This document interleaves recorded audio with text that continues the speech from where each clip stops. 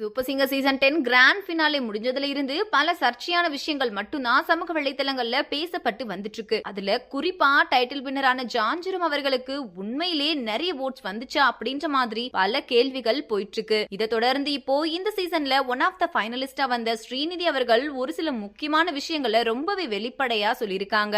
அதுல அவங்க super singer 10 முடிஞ்சிருக்குன்னு நினைக்கும் போது மனசுக்கு ரொம்ப கஷ்டமா இருக்கு. இதுல கிட்டத்தட்ட 6 மாசம் டிராவல் பண்ணிருக்கோம். குறிப்பா லாஸ்ட் சில வாரம் ரொம்ப பிரஷரா இருந்தோம். ஆனா இப்போ எல்லாமே முடிவுக்கு வந்துருச்சு. அதே சமயத்துல நான் இந்த ஃபைனல்ஸ்ல டாப் 3 இல்ல அப்படின்றத என்னால ஏத்துக்கவே முடியல. நான் நல்லா தான் பாடினேன், எனக்கு நிறைய ஓட்ஸும் வந்துச்சு. ஆனா அங்க கடைசி நேரத்துல என்ன நடந்துச்சுன்னு தெரியல. டாப் 3ல கூட நான் இல்லாம போயிட்டேன். எனக்கு நிறைய சப்போர்ட் நீங்க கொடுத்திருக்கீங்க, அதெல்லாம் என்னால மறக்கவே முடியாது. இந்த ஃபைனல்ல தான் நான் தோத்து போயிட்டேன், ஆனா உங்ககிட்ட இல்ல அப்படின்னு ரொம்பவே உருக்கமா சொல்லிருக்காங்க. அது மட்டும் இல்லாம நேத்து சொன்னது உண்மையான ரிசல்ட்டா இல்லையா எனக்கு தெரியாது, உங்க லவ் அண்ட் சப்போர்ட் எனக்கு என்னைக்குமே கொடுங்க அப்படின்னு சொல்லி முடிச்சிருக்காங்க. சோ இந்த வீடியோவை பார்த்துட்டு இருக்கிற நீங்க ஸ்ரீநிதி சொல்லி இருக்கிற இந்த விஷயத்தை பத்தி நீங்க என்ன நினைக்கிறீங்க அப்படின்னு உங்களோட கருத்துக்களை கீழே உள்ள கமெண்ட் செக்ஷன்ல ஷேர் பண்ணுங்க.